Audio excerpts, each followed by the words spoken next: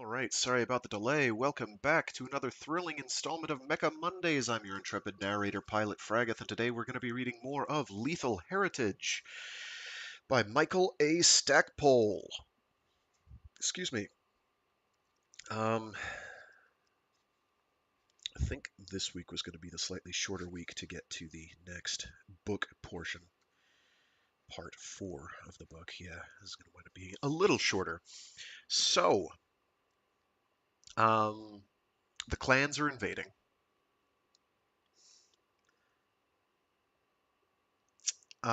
They have been pretty successful up till now. They've been getting help from Comstar, who is trying to spread the word of Blake and become saviors of the universe, so everybody will um, worship and pay fealty to Comstar more than they already do. They basically already control everything, so they want to control more than everything. I guess they want more popular support, I suppose, um, is their ultimate goal, and to spread the word of Blake, um, which I promise I'll try to get into by the time we're done the book, because I have to do a refresher for my own memory on exactly what was going on there. I know there's a Blakean jihad at some point, but I think that's later in the timeline than this. I think that's after the clan invasion, not before. Yeah, my gut is saying after. Um, let's see. So right now we've got a couple various factions and interests that are floating around that have been providing actual effective resistance, um, or hoping to provide actual effective resistance to the clan invasion. You've got the Steiner Davions, who are putting together a pretty significant force, which includes young Victor Steiner Davion. Um, I believe Kai, yeah, Kai is now being brought in along with that rubric because he's nominally under their aegis because of his dad, if nobody else. You've got Shin Yodama and House Kurita folks who are resisting at what is it? Turtle Bay. Yeah, Turtle Bay. Um, and they're kind of doing some underground skullduggery. They just did a prison break to break the Oyabun sun out, so that's good. Um, and then there's Felon Kell, who's kind of in the middle of Clanville. He's on their jump ship. Um, the wolves, Clan Wolves jump ship, whose name eludes me at the moment. Direwolf. It's called Direwolf. There we go. Um, and he is about to be used in. So the clans like gambling and games, and part of their deal is they will basically wager um, ahead of a battle. The command staff will wager, oh, I can totally win this upcoming battle with just this group of mechs and resources. And if it winds up being lower and they can earnestly do it, it means they can. There's like various tabletop rules for why it works. So it's an interesting amalgamation, or an interesting way to get certain tabletop rules in there. Basically, they're able to get uh, more out of the end of a battle if they can do it with less. More spoils, more what have you. Um, and unfortunately, the the woman who has been set to chaperone Felon Kell, has is itching for a chance to prove her mettle in a command position, in the command of a what do they call them there? They don't call them lances for the clans. What are they called? Stars, I think. Yeah, because there's 5 of them. 5 mechs as opposed to usually 4, I think, is in a lance. Um, and she unfortunately has not made the cut, or she has been cut out by her superior, who's like, oh, we can do it without their group. And she's like, I'm gonna get in on this, and she's like, Felon Kell's totally helping me on this, right? And he's like, yes, totally, absolutely, I have a choice in the matter. But he's also being roped in as a bargaining chip by the guy who owns him. Um, what's his name? The head honcho of the wolves, the Khan, Ulrich. So things are happening there too. All right, that's enough preamble. Let's get rolling. How many pages did I just set for myself? This doesn't seem like it's less. It seems like it's more. No, it's about spot on for normal. Never mind. I take it all back. It's all taken back. I don't know what's going on. I'm tired. My brain is fried. So yeah, we will get rockin' and a rollin', and I think we'll be getting some action sequences.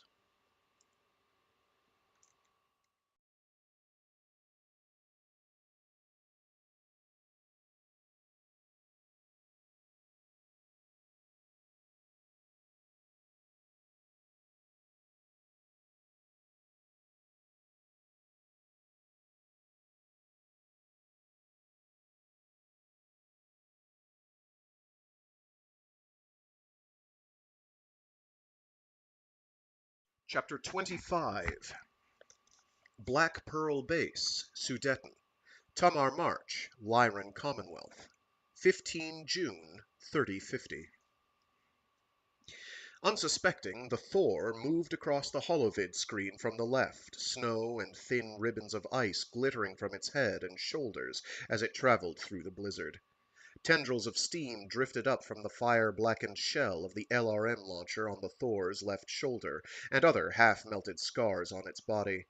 Where wind-whipped snow actually fell against the myomer muscle exposed on the Thor's right arm, arcing sparks converted to vapor as the muscle flexed and moved the PPC side to side in a vain search for prey.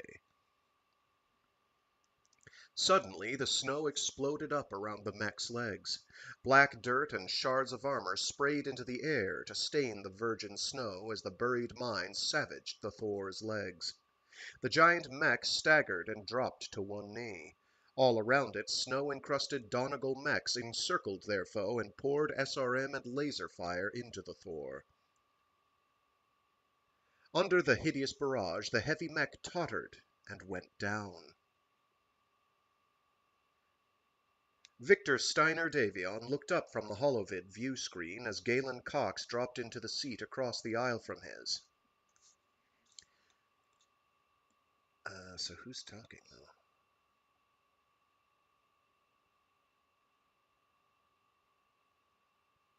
Ah, it's Victor talking. Okay. Sorry. It doesn't say specifically until several lines later. My apologies. Hello, A Optical Antenna. Thanks for tuning in. No, I totally get it. It is a busy time of year. Victor Steiner Davion looked up from the holovid view screen as Galen Cox dropped into the seat across the aisle from him. What is it? He fastened his seatbelt and shoulder restraints, then jerked his head toward the shuttlecraft's nose.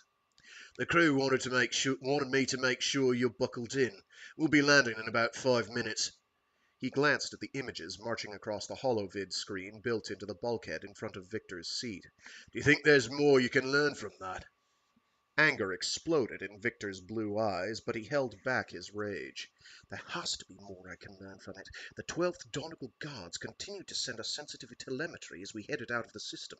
These visual images alone give us a better look at the raiders than anything else we've got. He choked back his emotions and nodded slowly. I hope there is, Hauptmann. Otherwise, so many people will have died in vain. Galen drew in a deep breath. Sir, let once again I ask that you give my resignation further reconsideration. No, sorry, I don't know how to read. Sir, once again I ask that you give my resignation further consideration. I will, at your order, remand myself over for court-martial on charges of striking a superior officer. Victor looked over at the taller man, then shook his head as he strapped himself into the seat. Yes, Hauptmann, I have considered your request, and I apologize for keeping you on the hook for so long. Your resignation has been rejected. He glanced down, no longer able to maintain eye contact with his aide.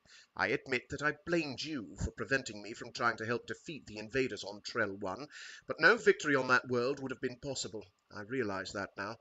As nearly as we know, all resistance to the Jade Falcons ended weeks ago. Even implementation of my plan early on wouldn't have changed that." Victor raised his hand to forestall any comment by Galen. "Furthermore, I recognize that your action probably spurred the men and women of the 12th Donegal to even greater acts of heroism. Their radio chatter makes it clear that they were trying to draw the invaders' attention to themselves and away from me. Many died trying to help me escape. I must do all I can to make good their sacrifice. The fact that my father cut orders for me to attend this meeting in no way guarantees that I'll get a combat assignment. My parents would probably like to see me in a staff position with the 1st Cathil Uhlans. Morgan, on the other hand, might assign me to another line unit, but what general will take the chance that Hawksworth refused?" Cox nodded. "Damned if you do, and damned if you don't." Victor opened his hands, then crossed his fingers. "Real close, but not 100% yet. If I can come up with an operation that is sound and has merit, Morgan might just give it to me. Remember, he wasn't that much older than I am now when the Uhlans assaulted the Capellan capital. Morgan won't let me throw away the lives of men and women in some vanity assault, but he will listen to reason."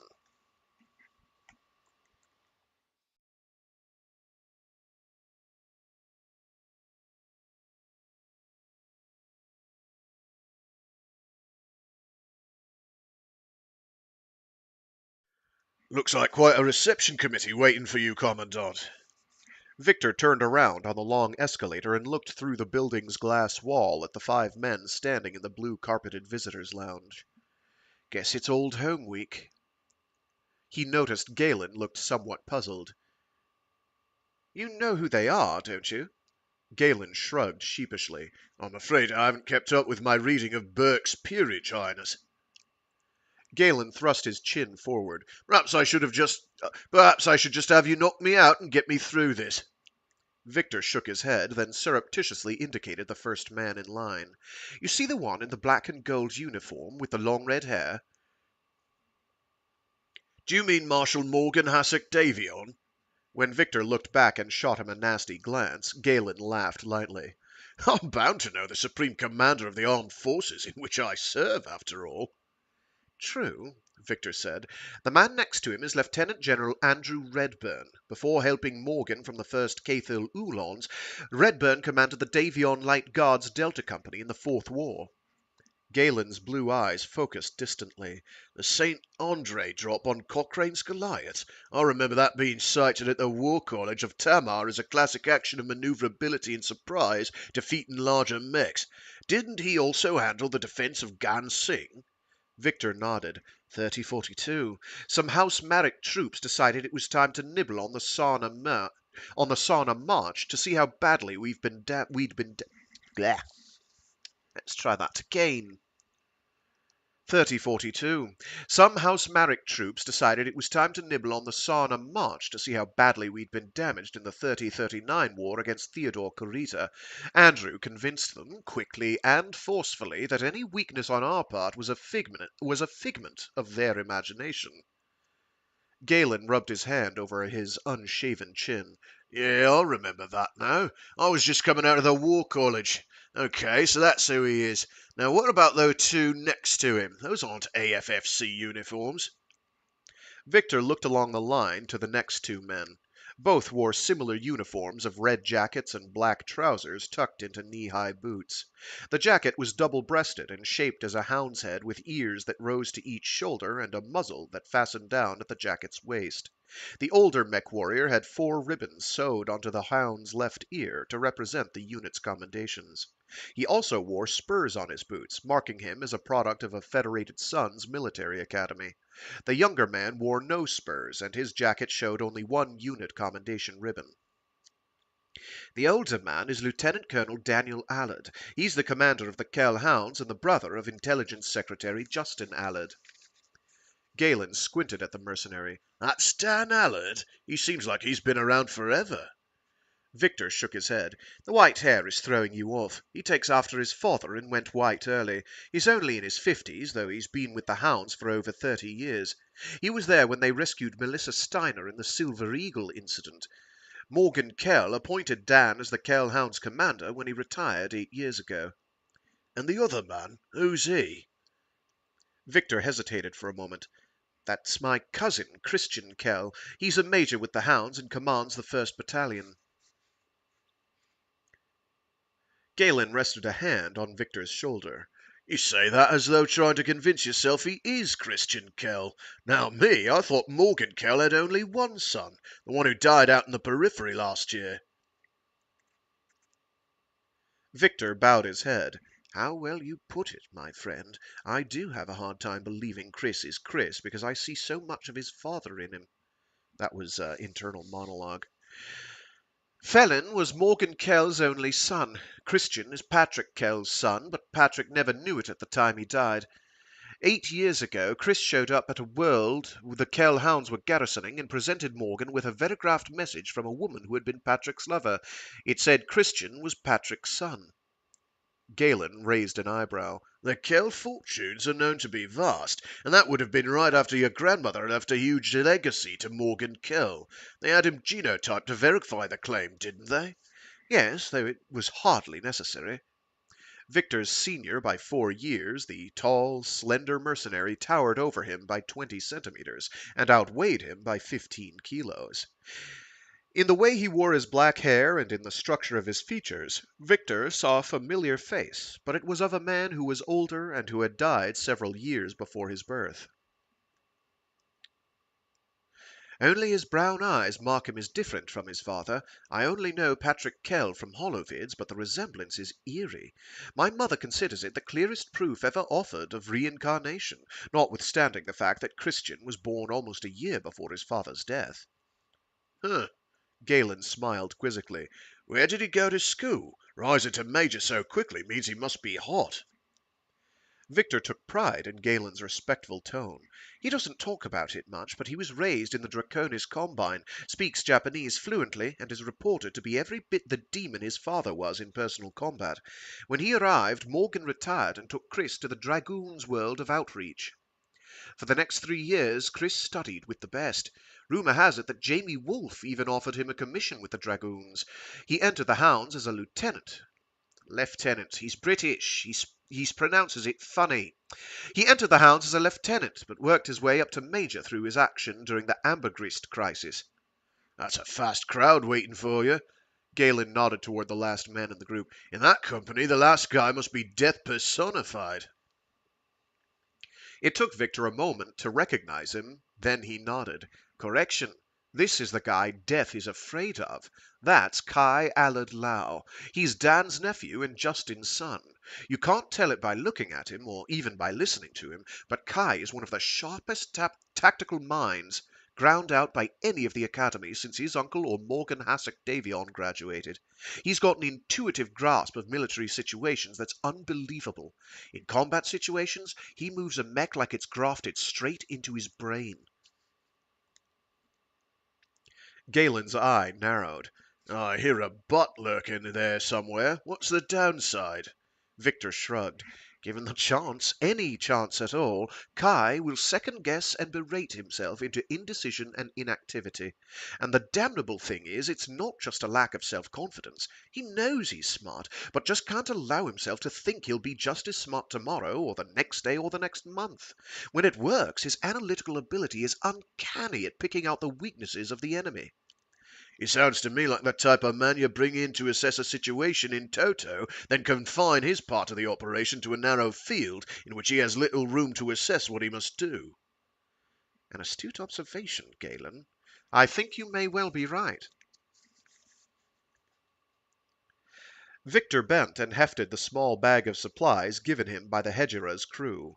Stepping off the escalator, he nodded to Galen. Now that you know who they are, let's go meet them. Rounding the corner in the circular jetway tunnel, Victor smiled and stripped the glove off his right hand. He stepped into the receiving lounge, then stopped and saluted sharply. Commandant Victor Steiner Davion reporting for duty, sir. Behind him, Galen Cox stopped and saluted as well. Marshal Morgan Hasek Davion returned the salute crisply, then extended his hand to Victor. They shook hands, then embraced in back-slapping hugs. It's good to see you safe, Victor. Victor nodded, then pulled back away from his cousin. This is Hauptmann Galen Cox. He's the reason I'm here.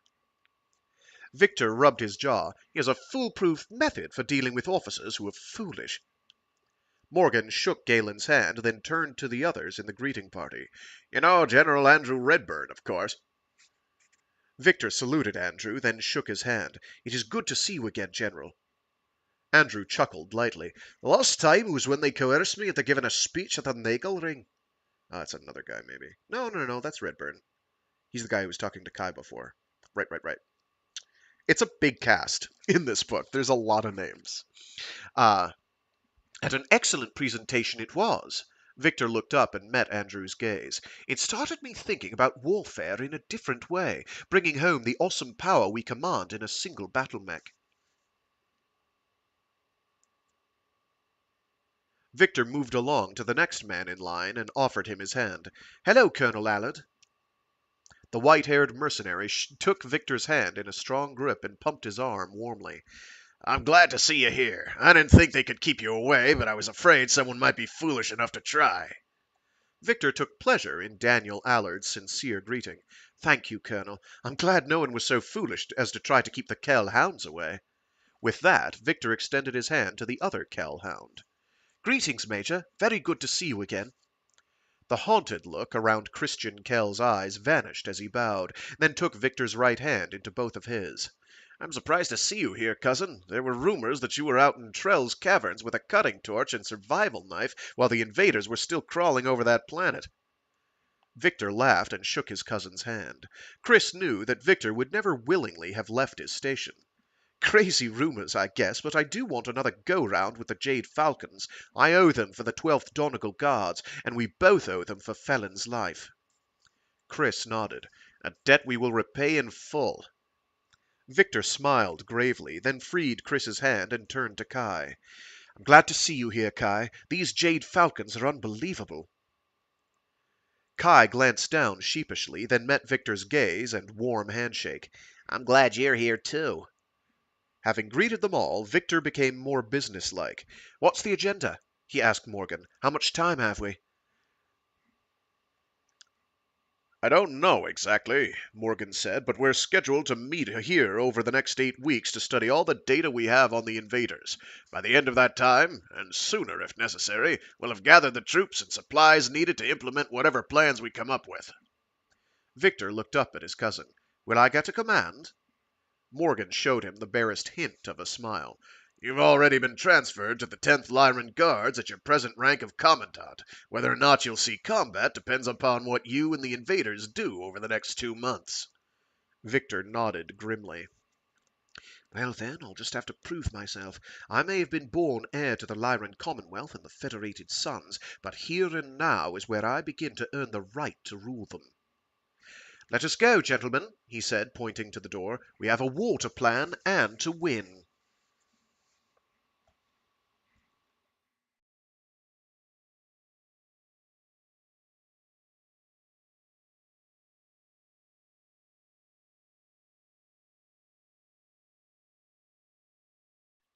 Chapter 26 Jump Ship Direwolf, Rasselhog 7, Darkside. Rasselhog System, Rasselhog Province, Free Rasselhog Republic.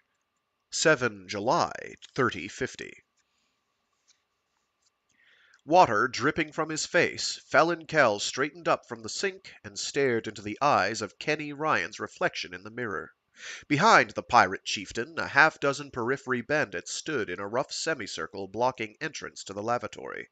Further back, Griff Pycon watched the whole scene with an amused look on his face. Felon turned slowly. Sorry, Kenny, my dance card is full. He pulled the towel from his shoulder and wiped his hands. Funny, Kell.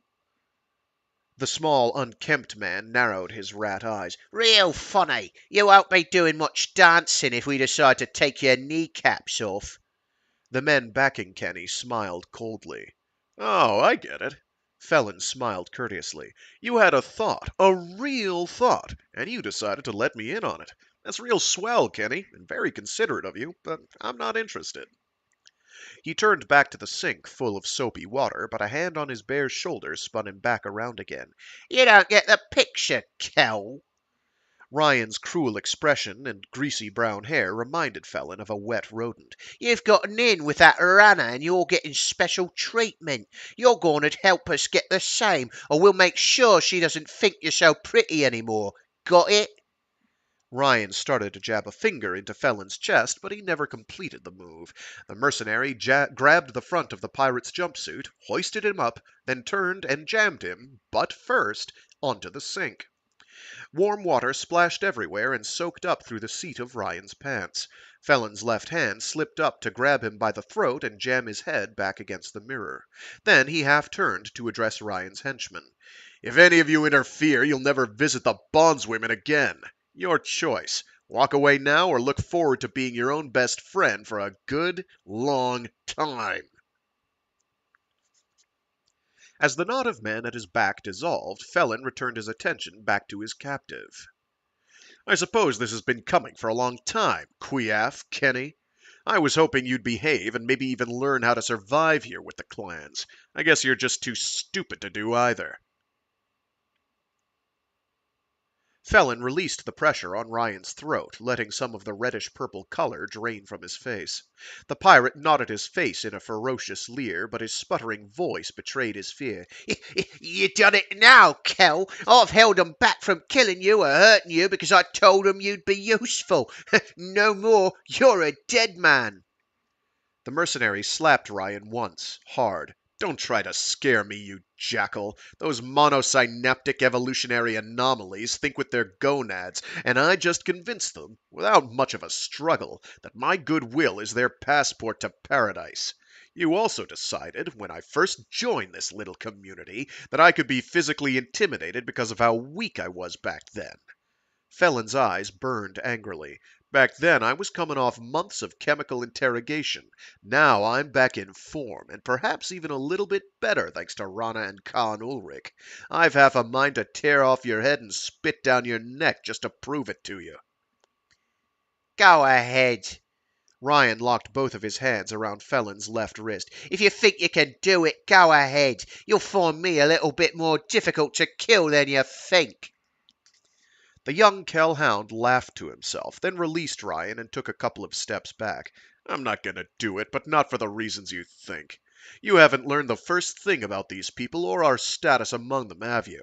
You don't realize how important it is for me to stay in their good graces, do you? What are you doing that's so special aside from sucking up to the Khan? Felon let the barb pass without comment. What you should understand about our masters is that each jump is taking us deeper and deeper into the inner sphere. Ryan cackled contemptuously. Delicious! And soon high and mighty Hans and Teddy Bear Samurai will be joining us here. Felon snapped Kenny's head back with a slap, denting the mirror. Denting the mirror? What is it made of? It's a space mirror.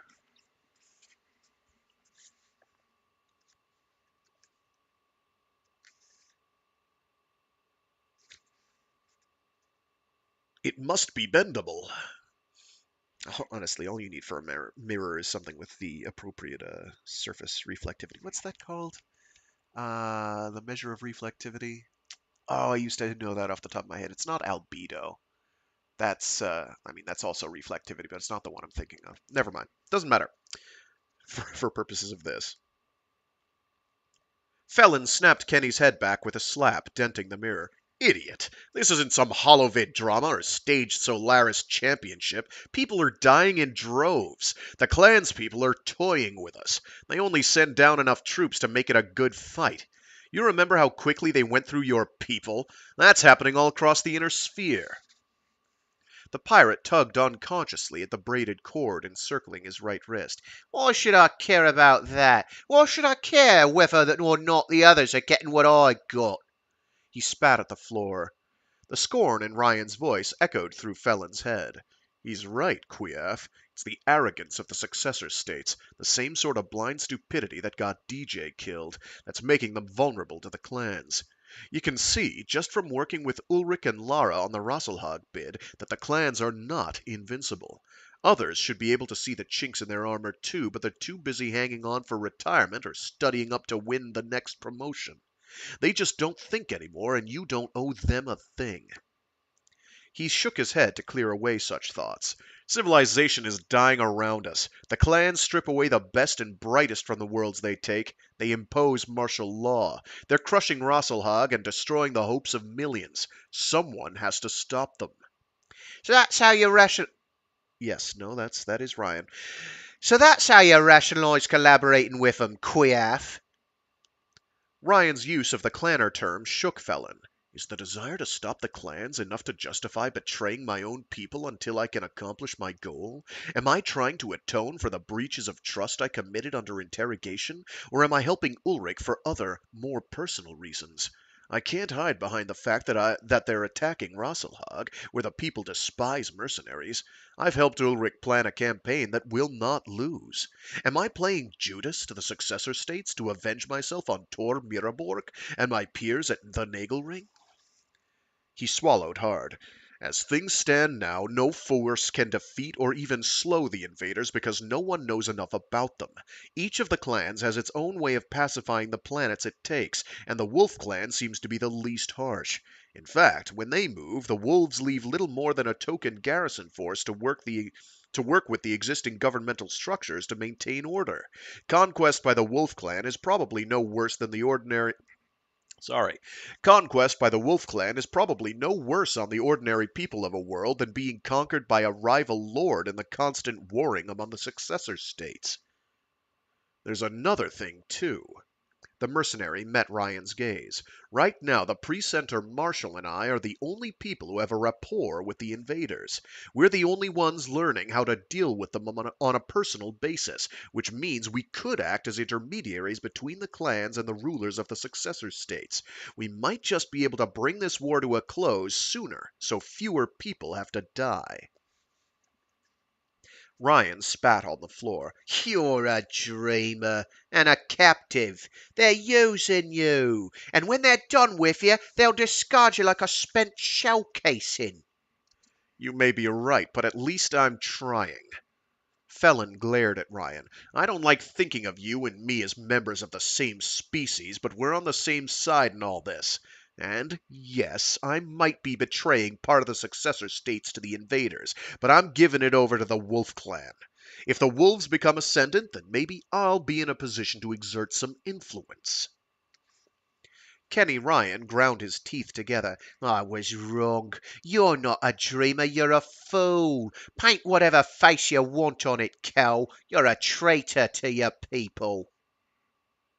Unbridled fury ripped through Felon as Ryan's words hit home, but it was directed as much at himself as at the periphery bandit.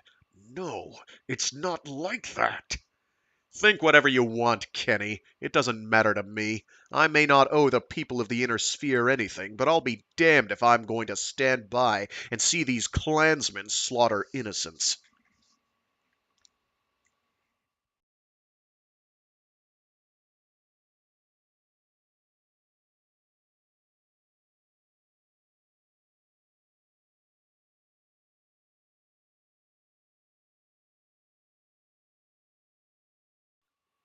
Felon stood next to Ulrich in the holotank, while the rolling landscape of Rasselhag's northern continental mass stretched out in all directions around them.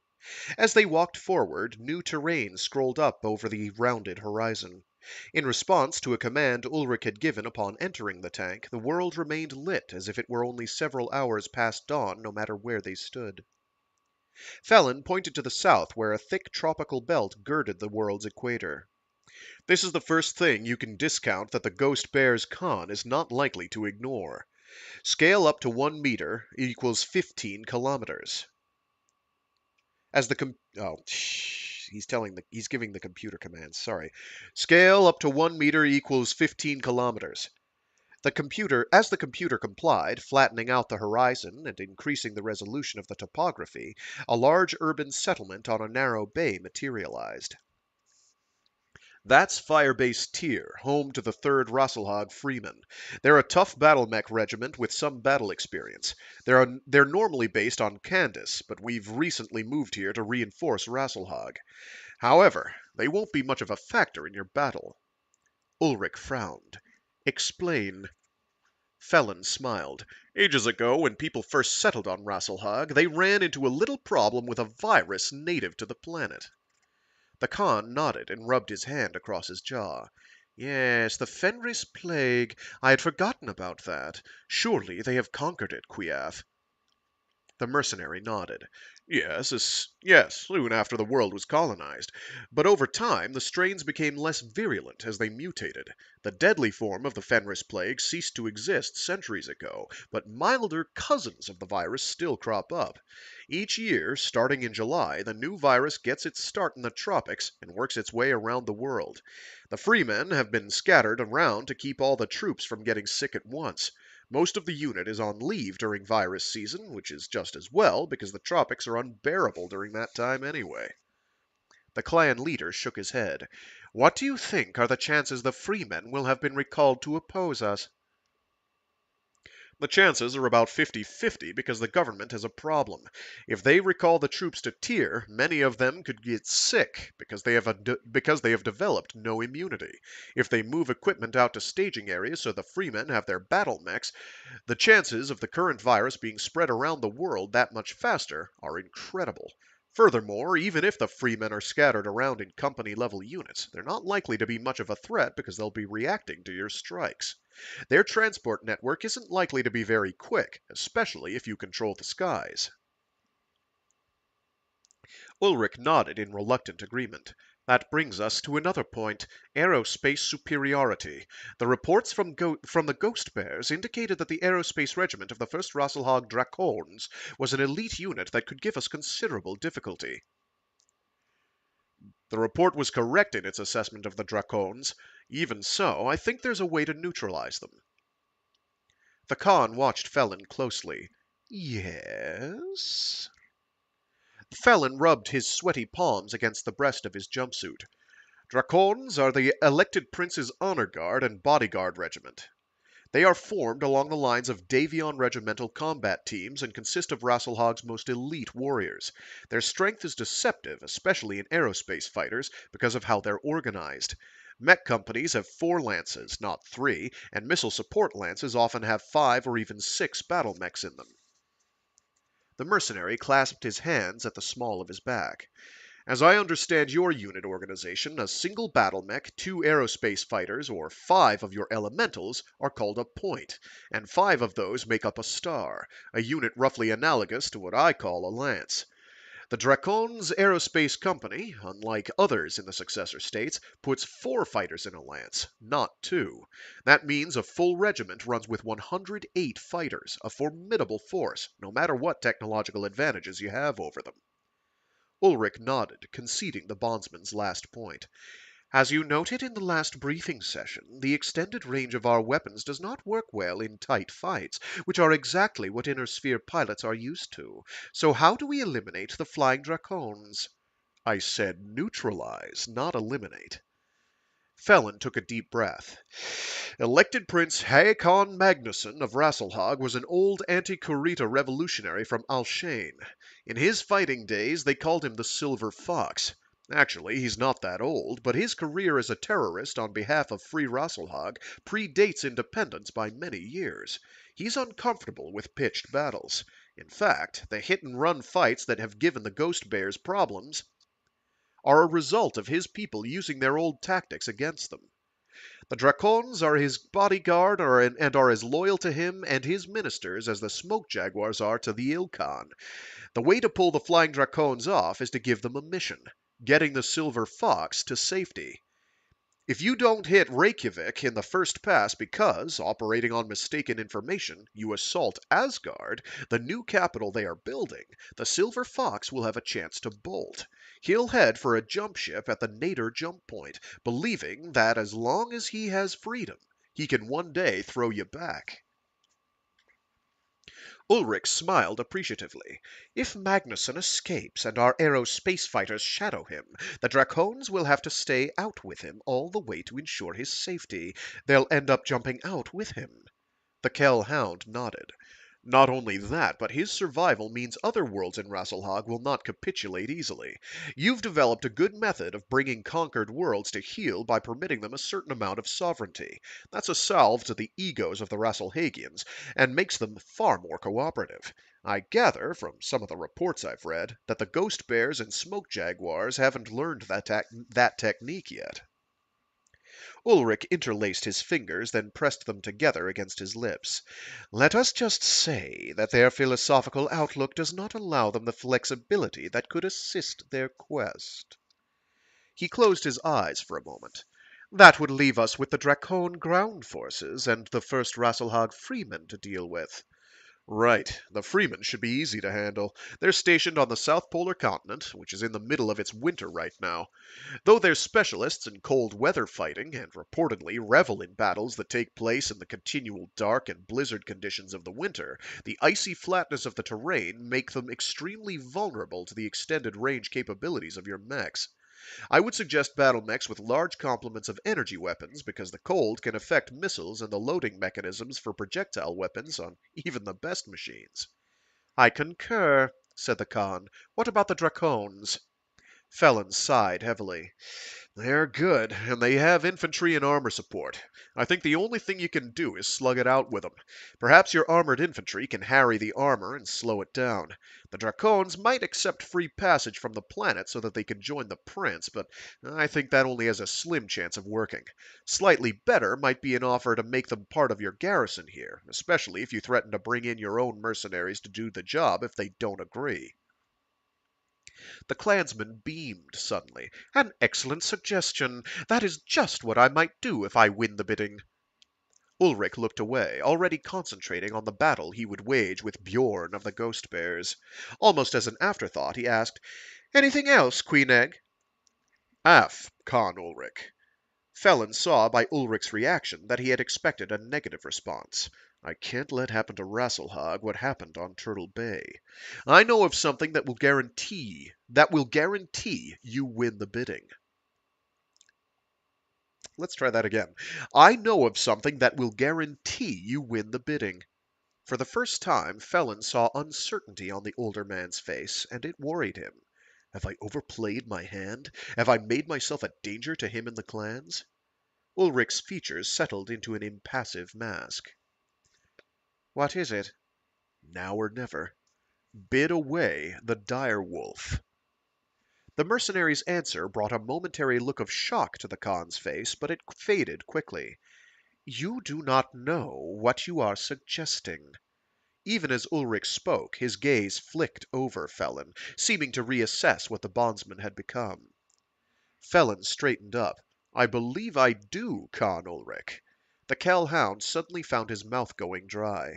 I saw the holo vid of the Saber Cat, the Smoke Jaguar flagship, lasing Edo to put an end to the riots there.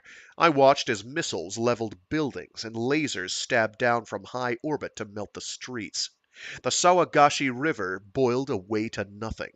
In a matter of minutes, a city of over 1 million was reduced to a charred, glassy scar on the face of the planet. How can you say I don't know what I'm asking? Even the Ilkhan believed that a prison break and 6 weeks of riots were not enough to justify that sort of retaliation. The Khan's eyes focused beyond the holotank. I give you my word that I will never so level a world. Felon's hands convulsed into fists as Kenny Ryan's words echoed in his mind. I know that, and I believe it, or I wouldn't have helped you plan your assault on a free world. The problem is that I don't know that about Bjorn. The mercenary forced his hands open and rubbed at his temples. I know the direwolf is capable of the same planetary bombardments and assaults, and I know it's been kept like an ace in the hole in case you run into something you can't handle. His head came up and his hands dropped back down to his sides. I requested and got information on Bjorn. His holograph showed 4 pointed gold stars on his collar where you wear the red dagger stars.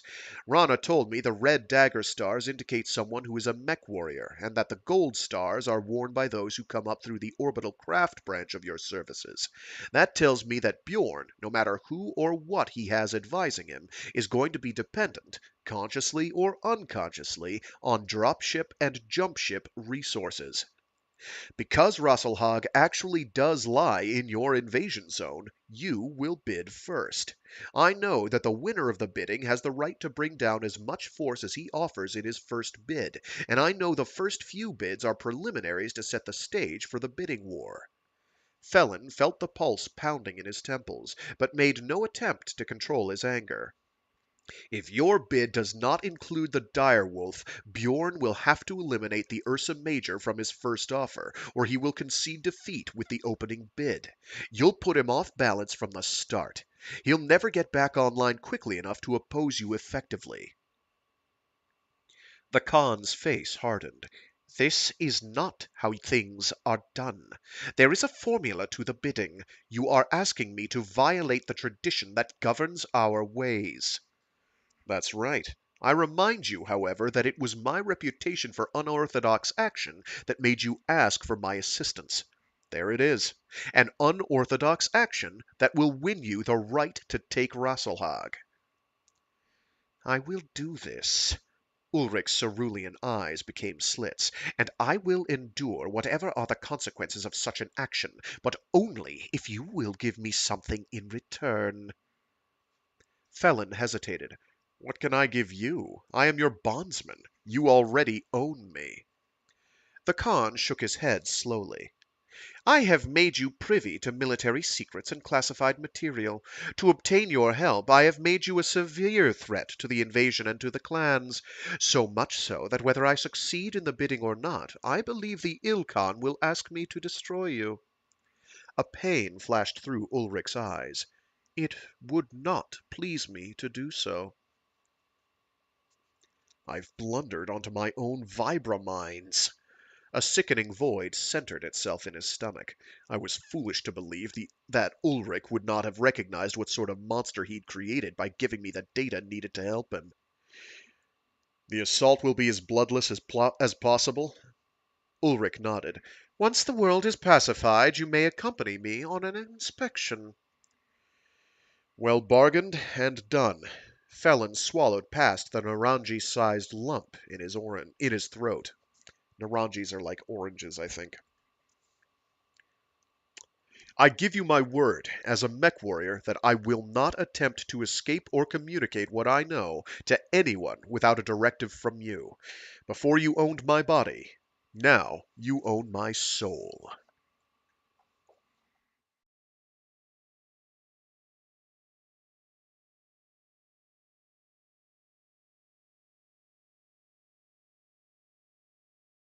And now for a chapter intro that sounds less like a really ridiculous skateboarding trick. Chapter 27, Black Pearl Base, Sudeten, Tamar March, Lyran Commonwealth, 12 July, 3050. Kai Allard, seated at the far end of the briefing table, shifted uncomfortably. I never should have let Victor talk me into attending this liaison meeting. He should have brought someone like Rennie Sanderlin. If I'd known that going to meet Victor when he arrived would get me placed in one of the strategy groups, I might not have been so anxious to see him right away. From the head of the table, Morgan Hasek Davion acknowledged with a nod Dan Allard, Chris Kell, and General Adriana Winston of the Eridani Light Horse. Thank you for the briefing on mercenary resources and readiness. I share your concern about the way the invaders seize the mechs of mercenaries they capture. I cannot indemnify you against losses in the name of the Federated Commonwealth, but I am willing to use my personal resources and influence to help restore battle mechs to those who've been dispossessed. This is obviously not a guarantee that everyone will return from the battles with a mech. I cannot reward foolishness or incompetence, but I don't want to see good mech warriors fall into the ranks of the dispossessed because of the whim of some enemy commander. Daniel Allard smiled grimly. Understood, Marshal, and greatly appreciated. Morgan looked down at the far end of the table. Victor, may we have your report from the Junior Officer Strategy Group? Victor stood, sliding his chair back from the end of the table.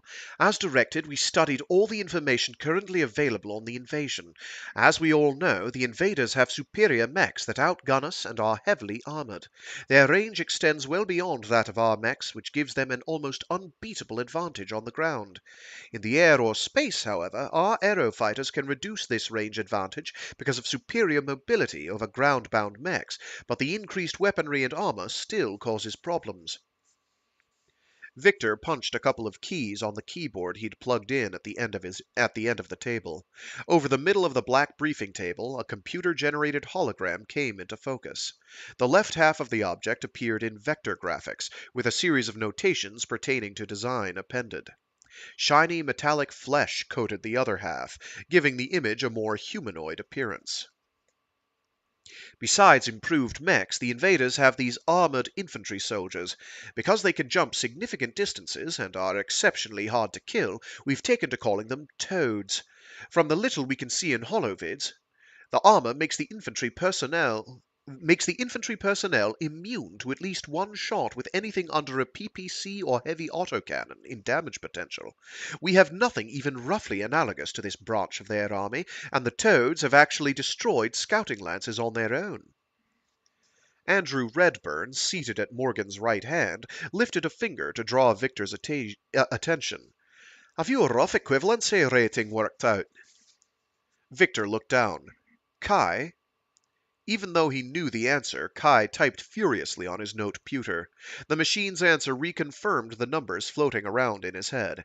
We estimate a .2 efficiency rating. That means a battle between one 20-ton locust and 5 toads should leave 50% casualties for each side. When the locust has been destroyed, only 2 toads will be dead. He glanced at the note-puter again. This evaluation includes the following assumptions, however.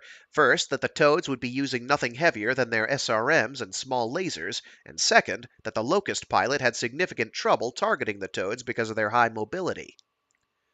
Victor resumed his briefing. Despite the apparent superiority of their weapons and forces, we were able to come up with some strategies.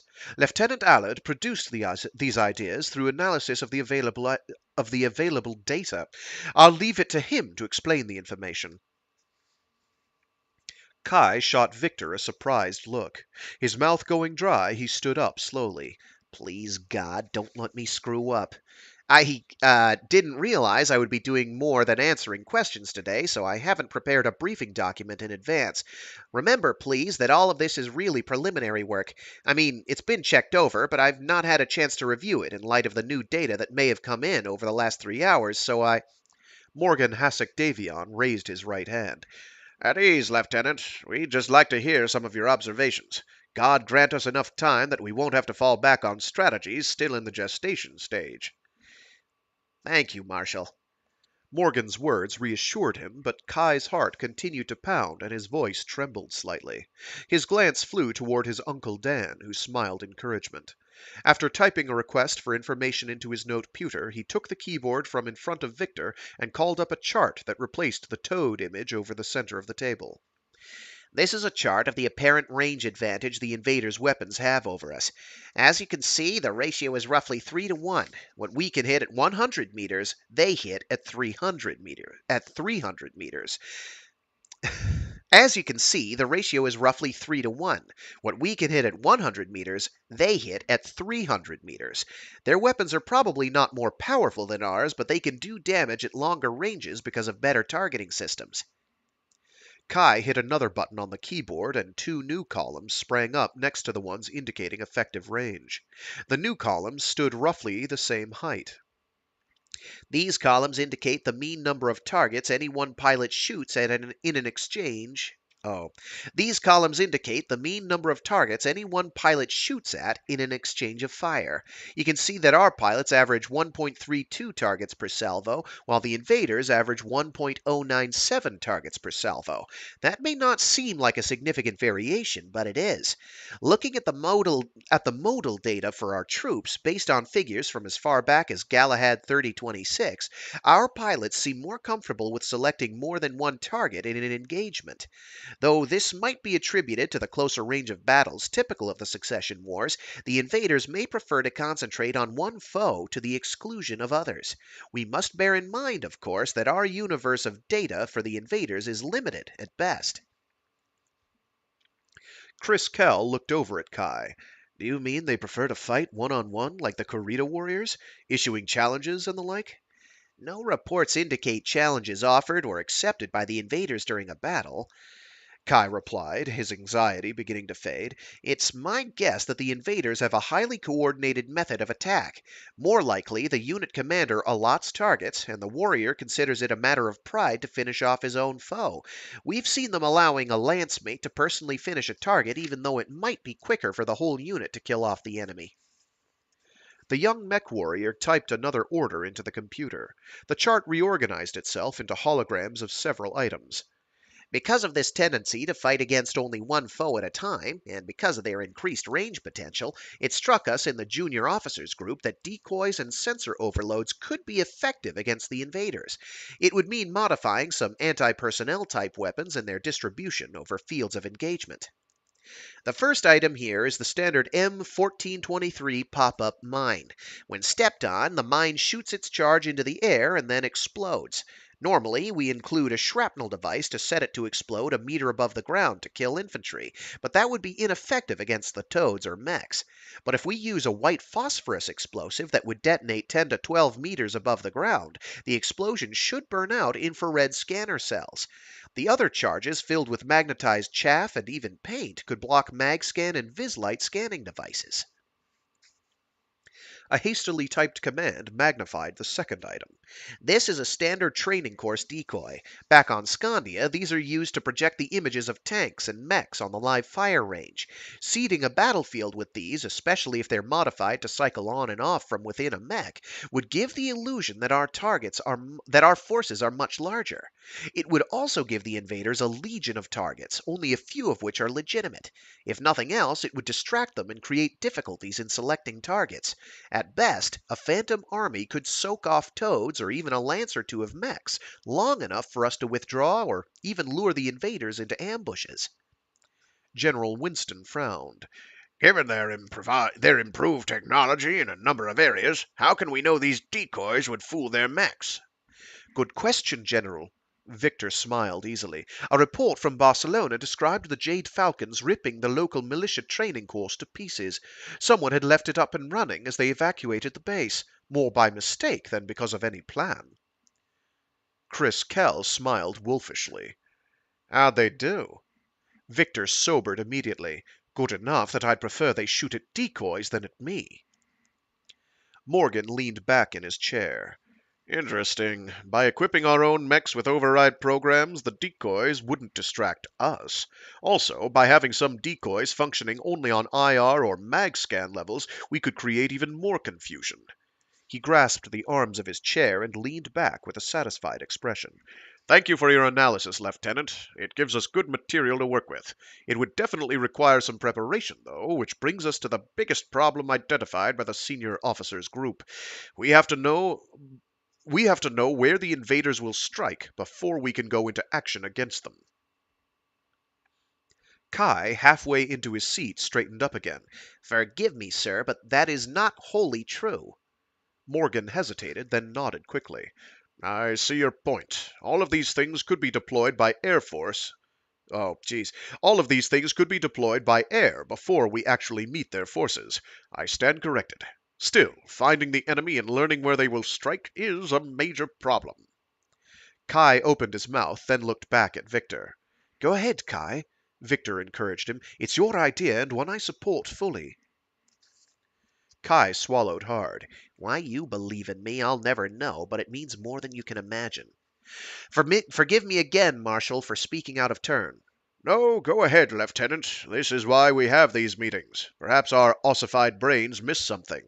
Well, sir, we identified the same problem, that is, of having no way to anticipate when and where the invaders will strike. The action in the rimward area of the Commonwealth has provided us no pattern for attacks. The first wave hit 12 planets, and then the next reduced itself to 4. It's hard to say what the logic of that is, so we decided not to try to anticipate. That admission brought startled looks from all the senior officers and mercenaries, but Kai plunged on. We all know that the concept of a front in interstellar war is really a myth.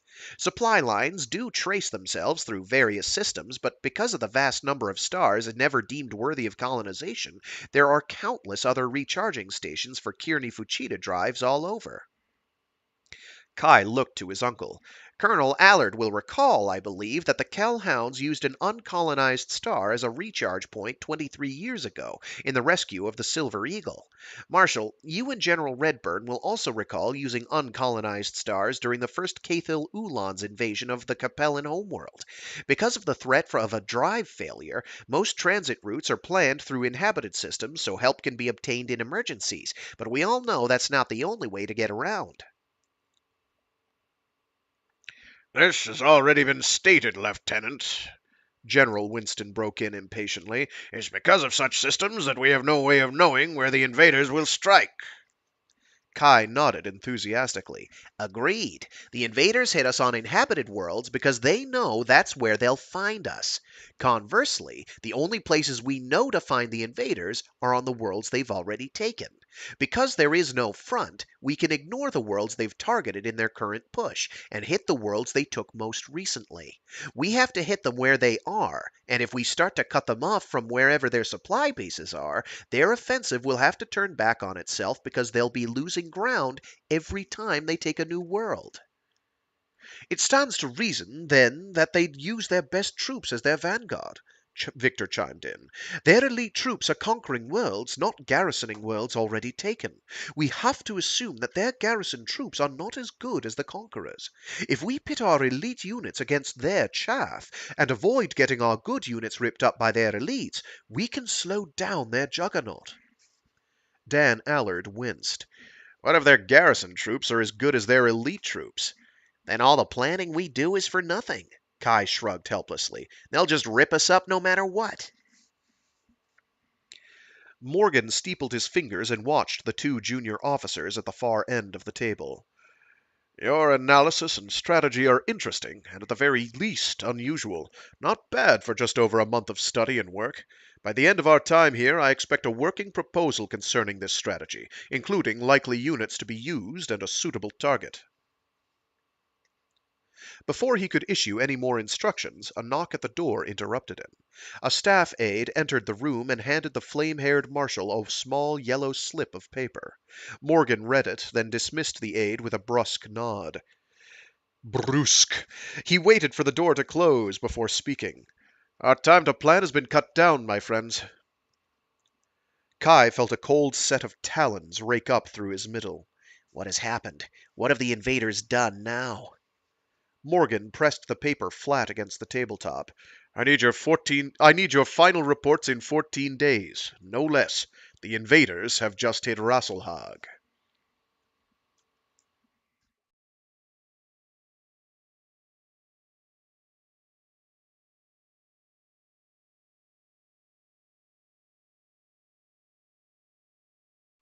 Now for another cool skateboarding trick title.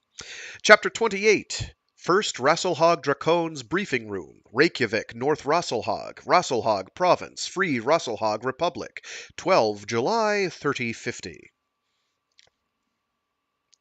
Tyra Miraborg shook her head. I couldn't have heard him right. Raising her hand, she stood as Oberst Sigurdsson. Actually, it's Overst. It's a V. Överst.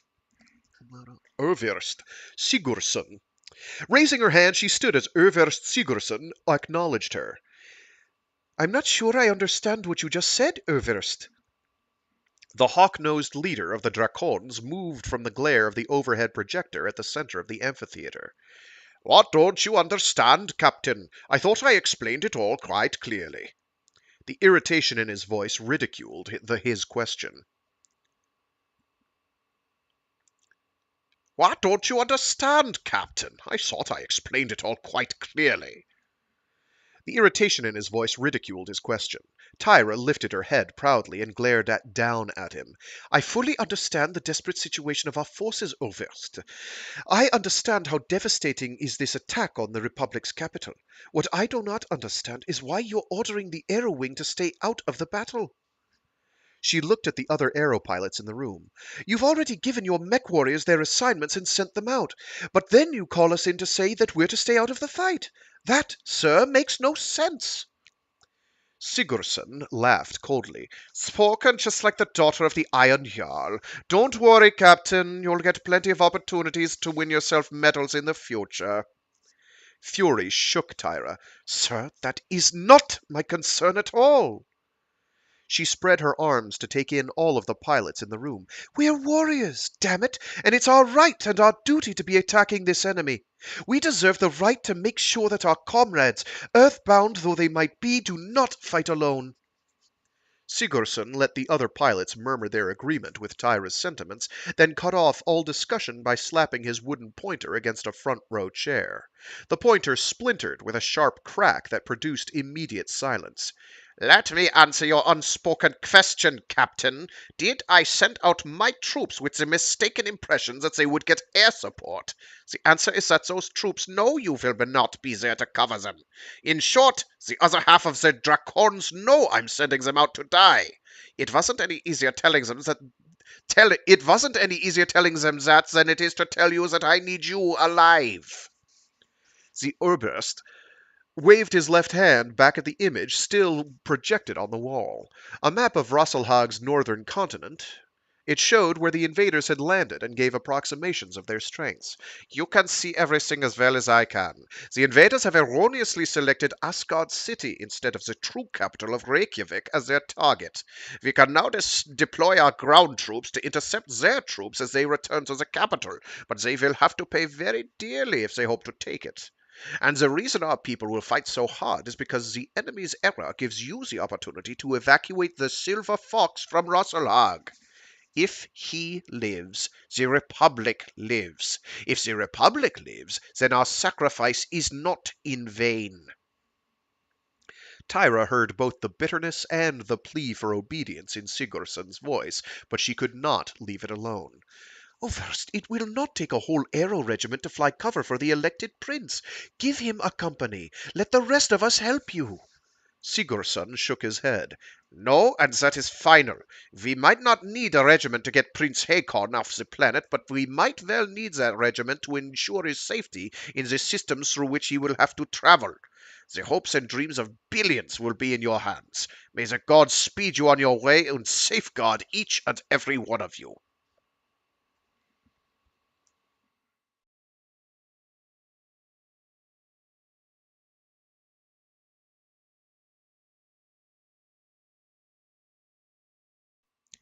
Tighten it up, Valfor.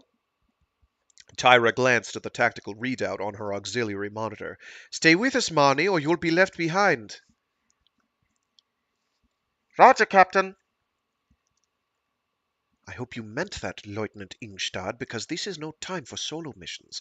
The wolves might not be after us on this outward run, but we're the folks who have to make sure it's clear for the Silver Fox to escape. I don't like the mission, but I'll be damned if I let it fail. Tyra flipped the radio over to the frequency she shared with Annika Janssen. Clear to you, Nick? Roger, Captain. I'm clear on a vector to the Vox's bolt hole.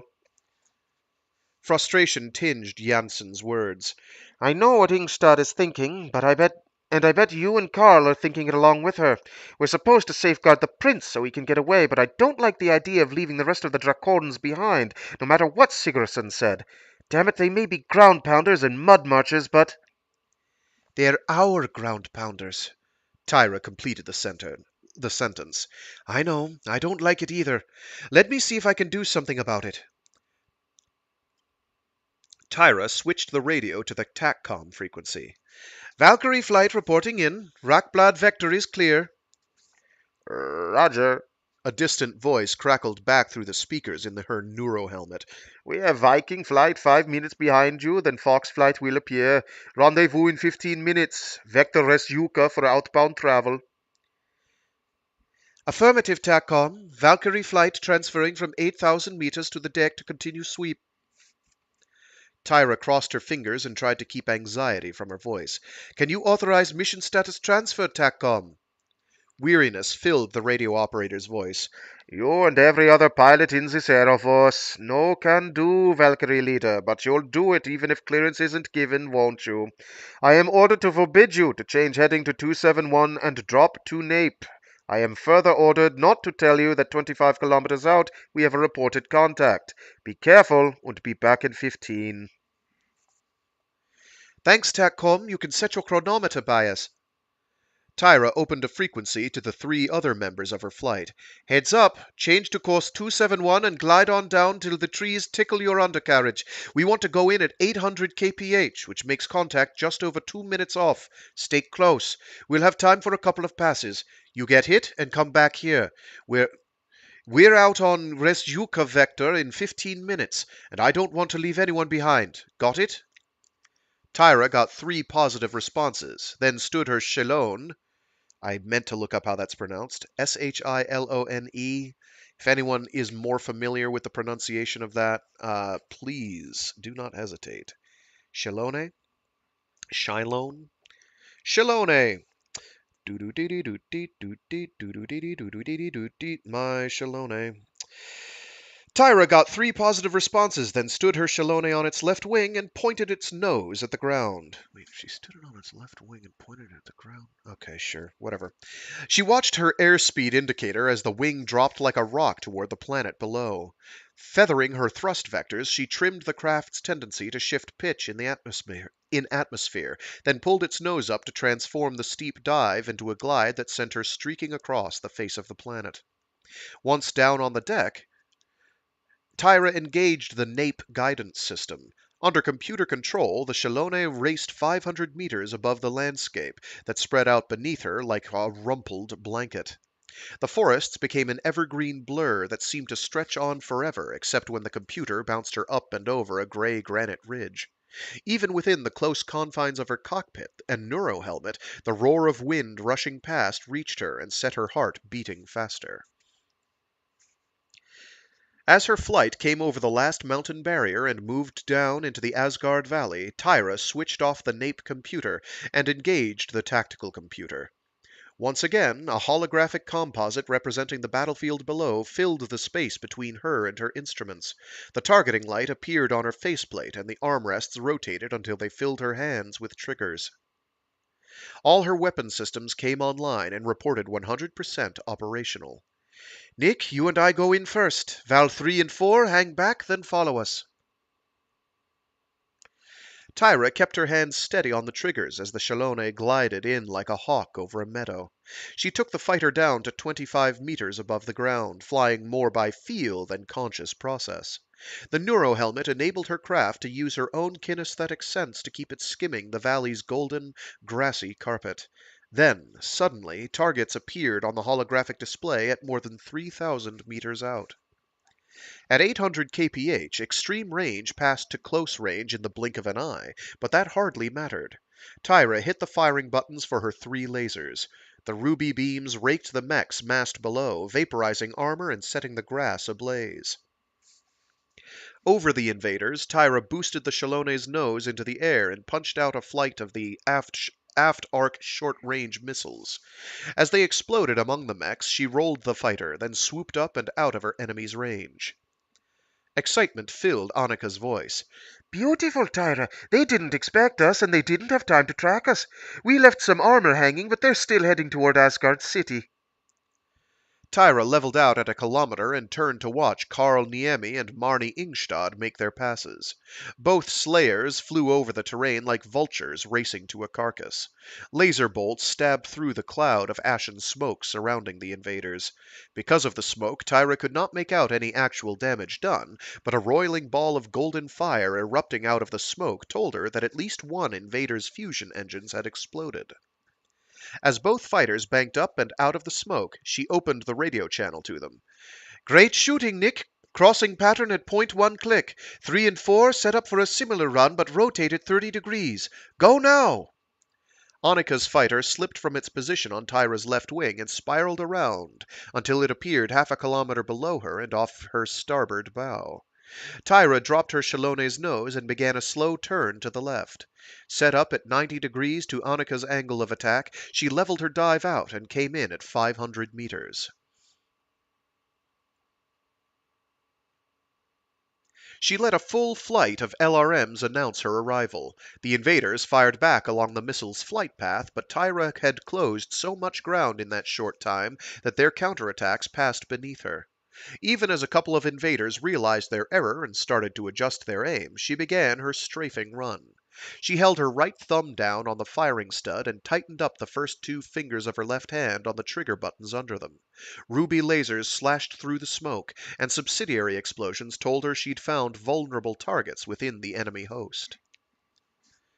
2 seconds later, as she pulled up the nose of her Shalone and the invaders started to track her ship, Annika shot through the smoke at right angles to Tyra's line of attack. Her raking laser fire provided more than enough distraction for the mech warriors attempting to knock Tyra from the sky. Then, as the invaders maneuvered to kill Annika, the twin slayers made their passes. In a dozen heartbeats, whole and unscathed, Valkyrie flight reformed at 8,000 meters and raced to the east. Tyra keyed her radio to TACCOM, but left the line open to allow the rest of her flight to hear what she said. TACCOM, Valkyrie flight confirms contact at heading 271. We rolled out the welcome mat for them and showed them just how the Republic feels about them. The controller summoned a weak laugh. Obliged, Valflight. Oberst Sigurdsson wants to know what made you think you could violate his orders. Tyra's eyes narrowed. Tell him it was bad blood. She looked at her navigational computer. Valkyrie flight on heading 089 for the Resyuka out vector. Give 'em hell. Roger, Val Leader. We'll make you proud. Razzlehog out.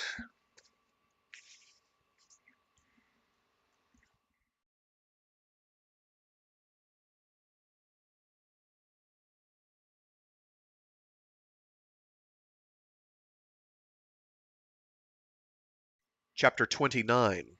Reykjavik, State of Icelandia. Islandia? It's Islandia. I don't know. State of Icelandia. Reykjavik, State of Icelandia, Rasselhag Province, Free Rasselhag Republic. 17 July 3050. Smoke drifted raggedly along the streets, snaking its way from small bonfires through the hollow shells of buildings. Bricks and mortar lay frozen in the dawn light. The brick's color reminded Felon of dried blood and the gray mortar of the ashes he saw everywhere. My God, they actually had to fight their way into the city. The captive mech warrior followed a step or two behind Ulrich as Star Colonel Lara guided the Khan and his entourage through the conquered capital. She walked at Ulrich's right hand, while the Precentor Marshal accepted a place of honor at his left. A dozen of the giant elementals formed a pocket around the visitors, but only two of them wore their metallic armor. In addition to Felon, clan mech warriors trailed behind their leaders, including a smug-looking Vlad. Lara pointed out a rough semicircle of buildings that marked the perimeter of destruction. Who is Lara again? Is she the person in charge of being his chaperone? I thought that was a different name. I thought that was Rana. No, seriously, who's Lara? Um, this is embarrassing. I'm gonna look for like 5 more seconds to see if I see the name pop up anywhere.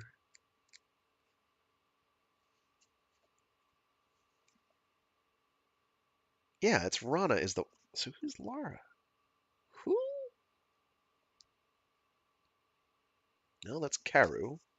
It's another guy entirely. I have no idea who this character is, so I've got to come up with something on the fly. Let's go! Sorry.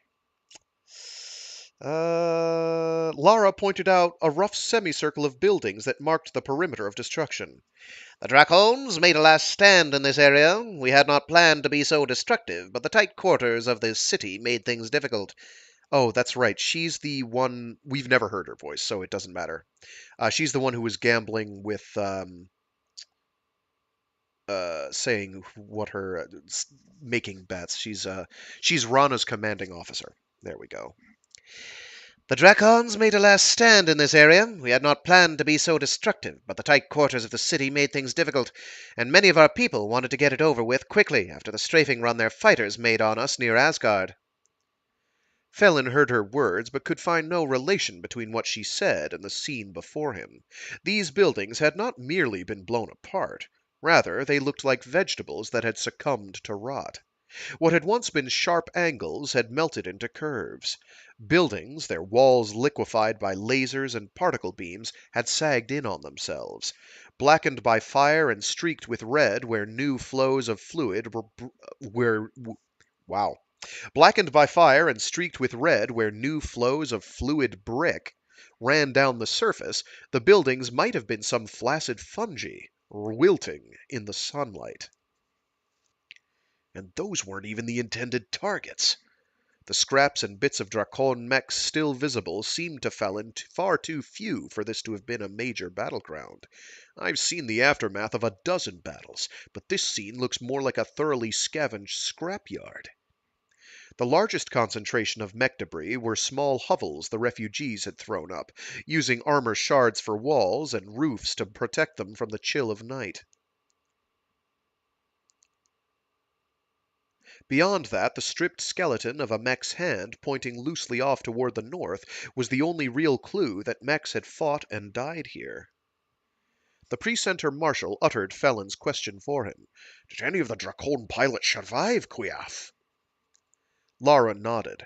Affirmative. Most, in fact. We decided early on that it would be best to base our occupational forces on cooperation with the Drakons, who will be our ambassadors to the people on Rasselhag. She smiled at Vogt. Of course, we will work through the Comstar's good offices as usual to facilitate the restructuring of society.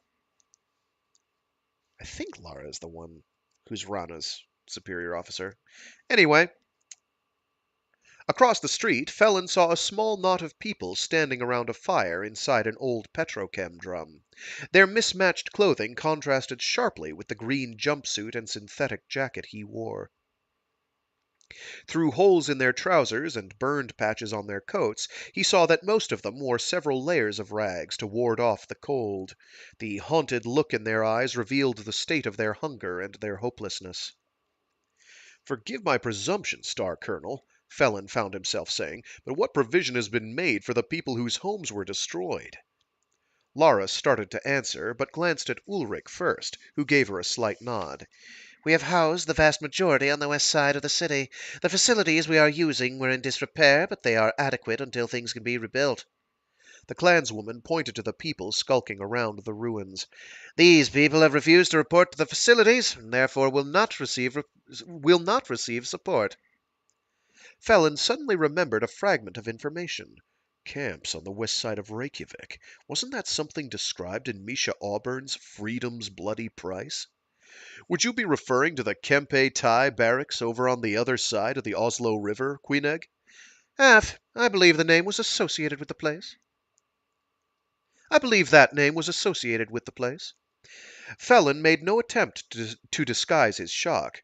The Kempe Tai barracks was an ISF, Kurita Secret Police, re-education center before Rasselhag became independent. The FRR maintained it as a reminder of man's inhumanity to man. Fully a quarter of the people sent there never returned. Is it any wonder these people refused to be herded in there? Before Lara could frame an answer, another incident demanded the group's attention. While everyone in the Khan's entourage had been distracted by the discussion, one of the refugees, a ragged man stinking of sweat and with soot-stained face and clothes, approached the group. He tugged on the Khan's sleeve. Please, sir, you must help us. Vlad lunged forward and bowled the vagabond aside with a backhanded slap. The refugee reeled away, stumbled, and rolled awkwardly into a crouch. Though he held up his hands and ducked his head in submission, the clan mech warrior kept on coming. A solid kick to the chest lifted the older man from the ground and dumped him on his back a couple of meters away. Stunned, arms and legs splayed out, the refugee offered no resistance and no threat, but that did not slow Vlad at all.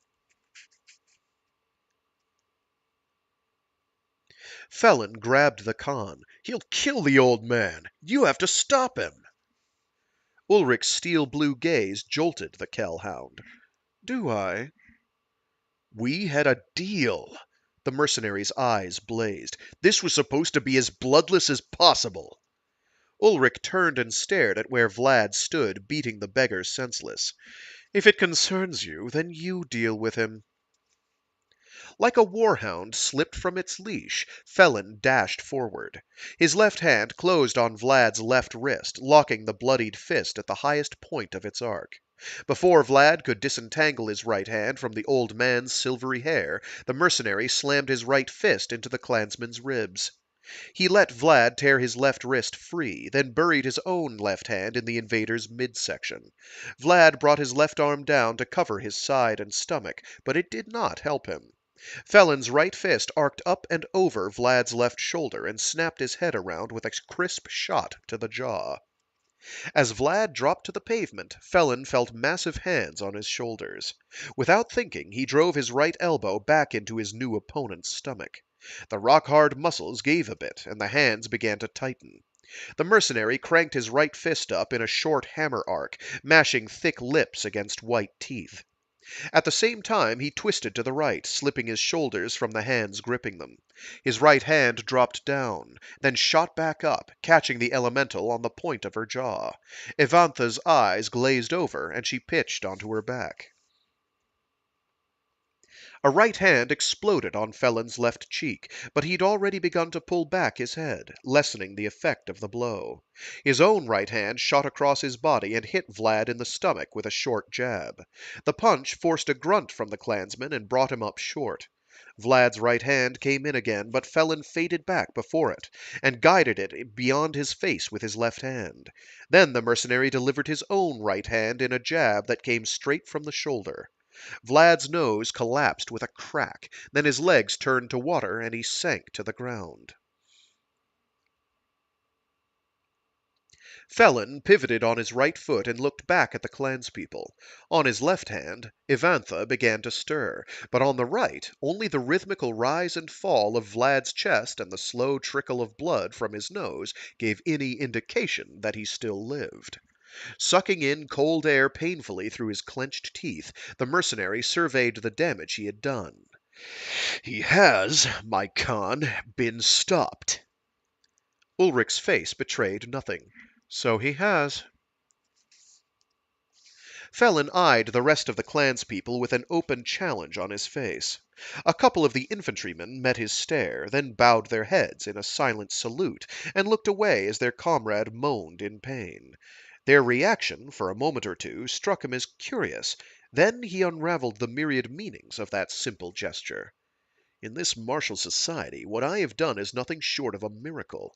For me to beat another mech warrior is within the realm of possibility, because that is what I am. But to beat someone whose area of expertise is hand-to-hand combat, that is special indeed. It does not matter to them that she was taken by surprise. It is her error for underestimating me. In their eyes, that does not diminish what they must consider an incredible victory.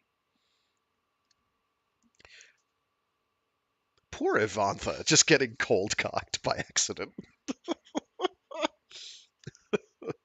Like, incidentally knocked out. He flexed his fists, then exerted control over his breathing. He felt his muscles begin to tremble as the adrenaline started to wear off.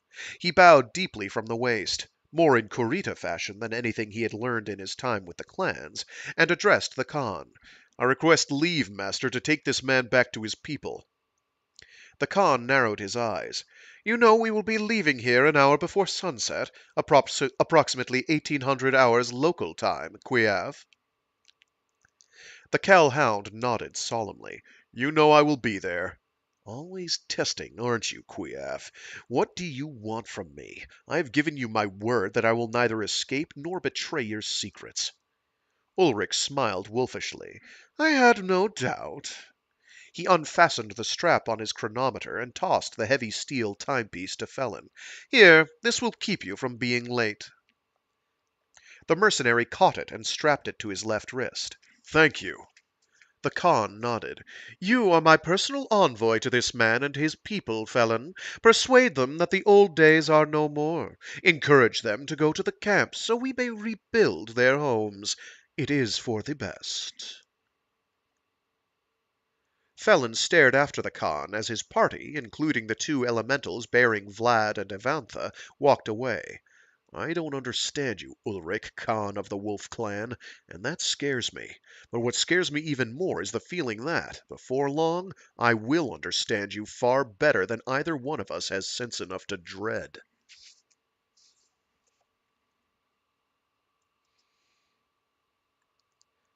The steel anchor monument against which Felon leaned was cold, but he never noticed as he stared out at the broad Oslo River.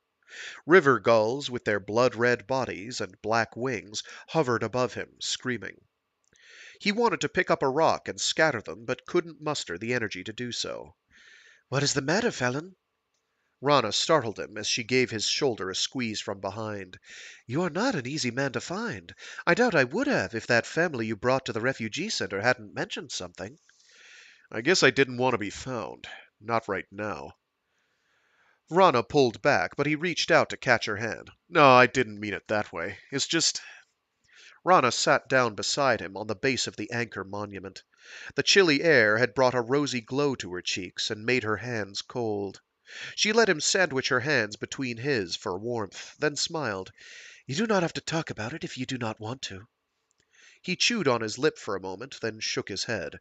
I just keep thinking about the old man and his family.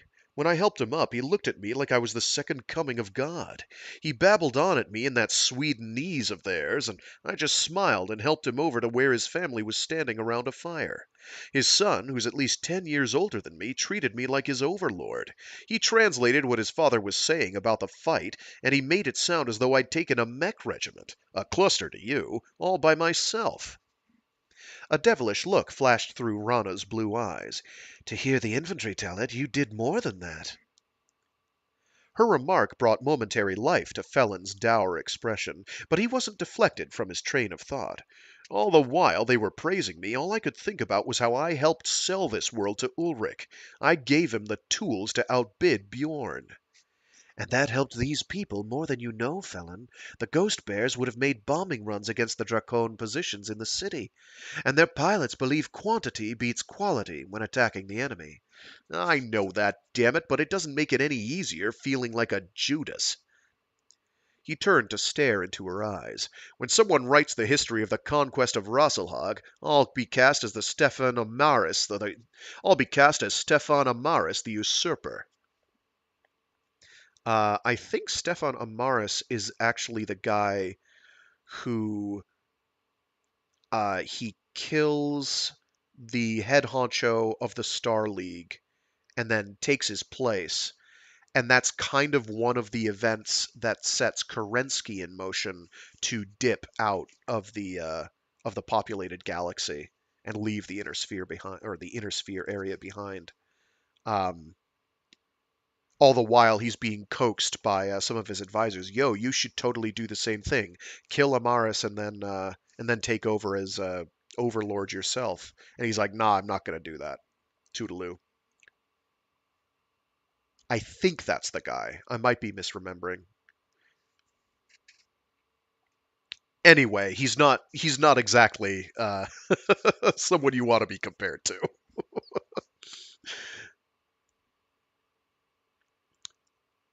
Rana jerked her hands from his. "Do not say that. You are no Judas and certainly not an Amaris.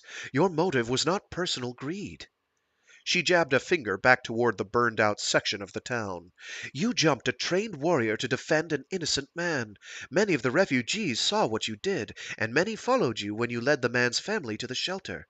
The risk you took meant that those people will at least be warm tonight. The risk you took meant that those people will at least be warm. Okay. I would have rephrased that sentence, but it doesn't matter. The risk you took meant that those people will at least be warm tonight. They will have food, too, and soon their homes will be rebuilt." She lifted his head to meet her gaze. "What happened to these people would have happened with or without your help. Aside from those we choose to join us, life here will return to normal." Felon turned away. You make it sound as if being made a bondsman is an honor. Rana took in a deep breath, then let it out slowly in a wispy white vapor. There are many things you have not learned about us because you have contact with only one part of our society. You can only see the martial branch because we are the vanguard of the clans. I cannot explain it all to you right now, but you're right. Being made a bondsman is an honor. Those taken are selected to join our clan, and that is one of the greatest honors a person can know in life. Felon frowned. But I have joined the Wolf clan as chattel, not as a person. You do not understand. All that matters is that you are part of the Wolf clan. Frustration knotted her fingers into fists. Seeing that the discussion would continue to run in circles, Felon reached out again and gathered her hands into his. I don't want to fight with you, Rana. He shrugged sheepishly. Maybe I'm just homesick after nearly a year on drop ships and jump ships. Having solid mass under my feet and feeling real gravity again. Even the gulls, with their red and black coloring, make me think of my unit. He turned to stare out over the water. I feel so alone. Grasping Felon by the wrists, Rana pulled him to his feet. As long as I am here, Felon Kell, you will never be alone. As a star commander, I've been given a suite at the Hotel Copenhagen. Come share it with me. Let me show you that you truly do have a home in the Wolf Clan. Ow, ow. Philosophical question. Do wolf clanners do it doggy style? Ahem. Not to be too tacky or nothing, but yeah, to be a bit tacky. Okay, let me figure out where I'm going to wind up next week. Let's do that there for now. Let's see where the next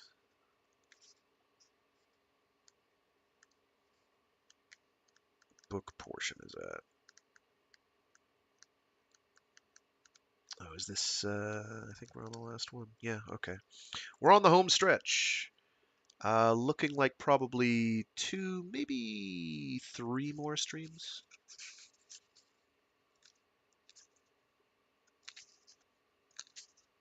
Oh, and it does have a nice glossary in the back, and an appendix that has some equivalent rank stuff and the like. So we'll read through that too. That's only a couple pages. It's pretty easy stuff, but gives some nice, useful background. Yeah, probably 3 more streams at, I guess.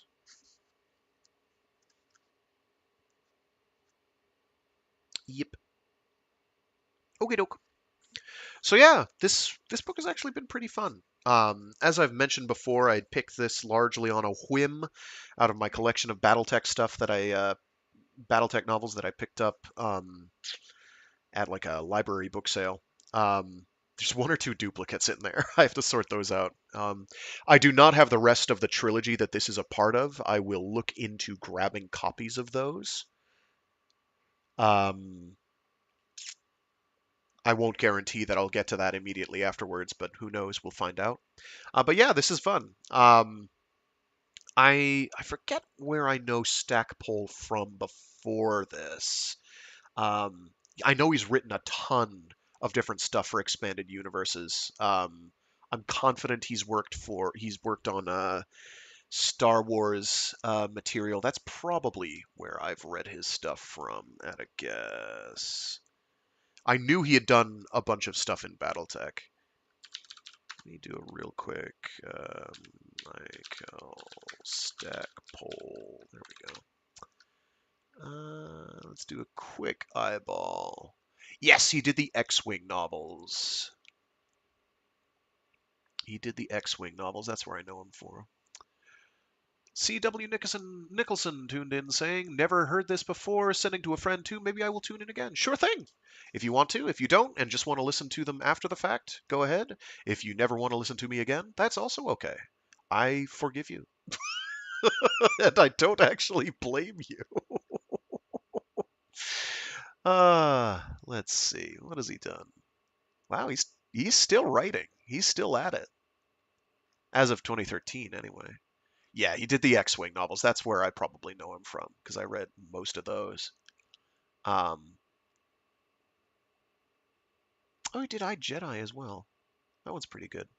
It's okay. It's not my favorite of the expanded universe novels, but it's like, um, yeah, he did a ton of BattleTech work though. Um, I'll see if I can find copies of the Warrior trilogy. Um, what is that? Is that a? I think that's a dragon. Um, I'll definitely see if I can get a hold of a few more of these. Let's see. What do we got? What do we got? Other publications. Yeah, yeah. I'll Stackpole. I would know from X-Wing. That's where I know him from. Doing the X-Wing series. Uh, I still have my copies. I should do some of the some. I've done a little bit from the Star Wars expanded universe. I might do some more. I know I did the Tale of IG-88. Um, I don't think I did the rest of Tales of the Bounty Hunters. I should do the rest of Tales of the Bounty Hunters because, like, all of the Tales of collections from back in the day, those are all like peak Star Wars expanded universe fiction. They're all like, there's nothing bad in them. Like, even the ones that have like kind of middling stories, they're all worthwhile. They all bring something. They all feel very rich. And help make the universe feel lived in. The novels are a bit more hit and miss, but a lot of them are quite consistently good. Um, if I had to pick only a couple to read, I'd probably do the Thrawn trilogy because it's good. It's defining. I'd probably do the Jedi Academy trilogy as well. Of the single novels, I have a soft spot for Crystal Star, but I know a lot of people thought it was bad. Um, the word ichor is thrown around a lot. Let's see. What was another good one? The X-Wing novels were pretty good too, actually, come to think of it. Um, but other than that, like any of the Tales ofs are all worth your time.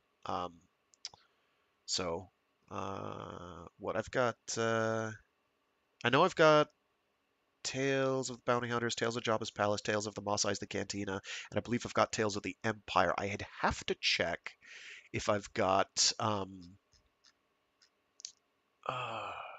think it was Tales of the New Republic.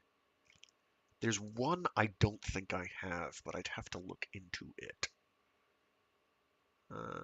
Star Wars novels. Here we go. I don't care about those. Those are all new ones. I don't care about those. Show me the old ones. Not Disney canon. I don't care about those at all. Come on.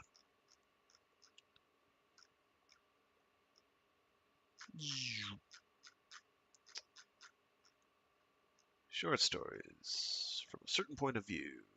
Oh, I'd also probably do what is it? Shadow of the Mind's Eye?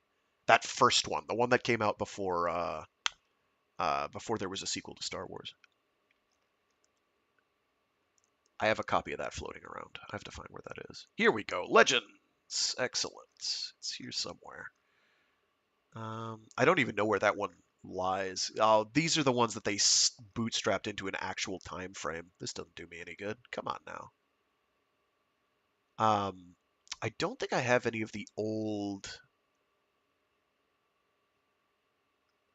Uh, there were a bunch of young adult novels that came out. Um, yeah, Galaxy of Fear, for instance. There were a couple others. Adventures of Lando Calrissian. I remember being pretty good. Where are you? Splinter of the Mind's Eye. That's the one I'm thinking of by Ellen Dean Foster. I have to dig up my copy. It's around here somewhere. Oh, I'd probably do Shadows of the Empire because again, that's fairly formative. Um, I'm of two minds of doing the I think it's called the Bounty Hunter Wars. But it's basically like a Boba Fett trilogy. The Mandalorian armor, slave ship, and hard merchandise. They were pretty good though, and they actually work as kind of a coda in some ways to Shadows of the Empire.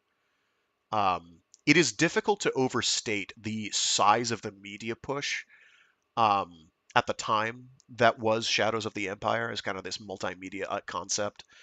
Um, it was pretty wild. Jedi Prince, I think, might be the young adult series that I remember also. That had like cool stuff going on in that. That was cute. What do we got here? There's another good one here. Where were you? Anyway, good stuff. There were some pretty good Star Wars novels made back in my day. I have not kept up, partly because there's a lot of them now, and partly because, uh, other than this actually pretty good one I read not so long ago, what was that called? That was kind of I think it was in between. I think it was a prequel to the new Disney trilogy. That one was actually surprisingly competent, I felt. What was that one called?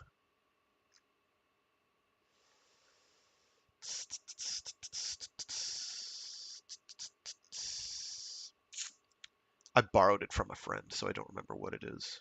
Anyway, anyway, it was pretty good. Kind of dealt with the political realities of why there are people out there trying to make the First Order, and it wasn't terribly subtle. There were parallels that could be drawn, but it was pretty good. Anyway, that's enough rambling out of me. I will let people go about their day. If anybody is listening to this for the first time and wondering, hey, can I listen to him again? When will they be on again? I generally am on every Monday, Wednesday, and Friday, starting at about 12 noon U.S. East Coast time. I generally run about 2-ish hours. Sometimes more, sometimes less, depending. This was a shorter one today. Um, just because the way I had stuff partitioned off. Probably about 3 more streams for this book. This Wednesday, we'll be reading more of Merchanter's Luck by C.J. Cherry. And this Friday, we'll be reading more of Death's End by Shijin Liu. This week is the week in which things get crazy. And you see why the title might be the way it is. Part of the title. Anyway, half of the title, anyway. Well, actually, both words. Anyway, things are going to be nuts this Friday. This is going to be good. Merchanter's Luck has been fun so far. It's definitely one I like quite a bit. So as a rule, I will generally not be reading something I think is bad. You will not see me reading the book Free Chocolate.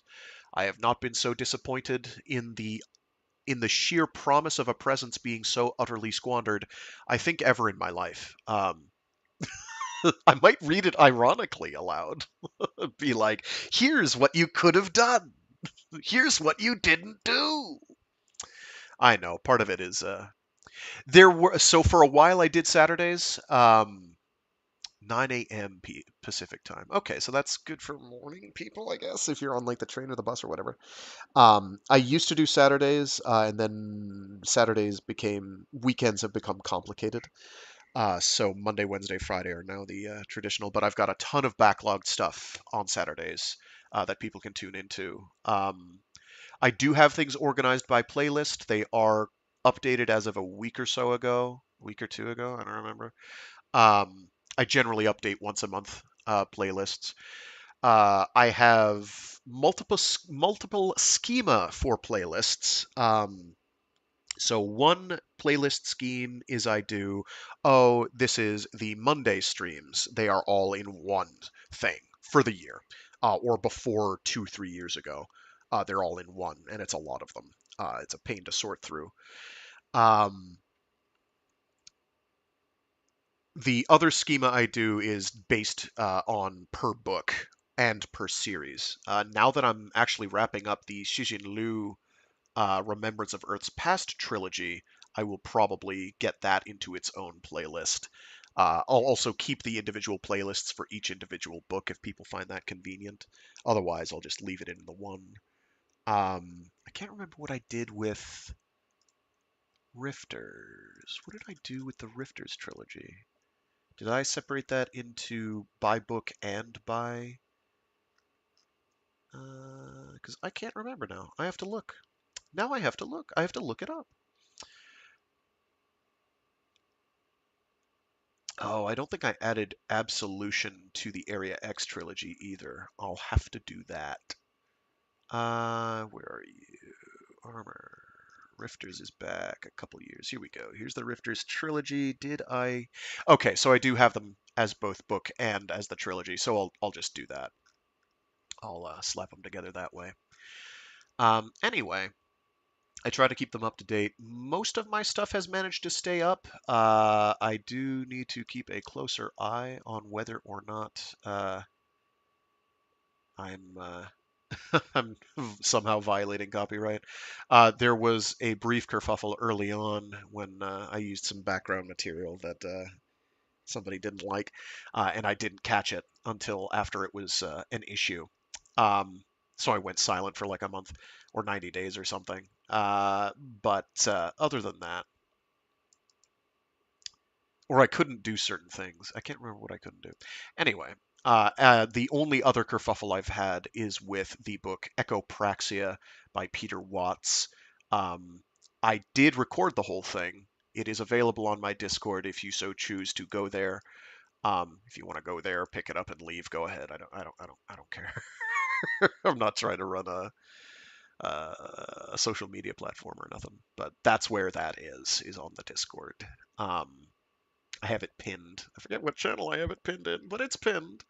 I'm not going to post a link to where I have it uploaded beyond in the Discord because posting something like that on YouTube, I think, might backfire on me, and I do not wish to do that to myself.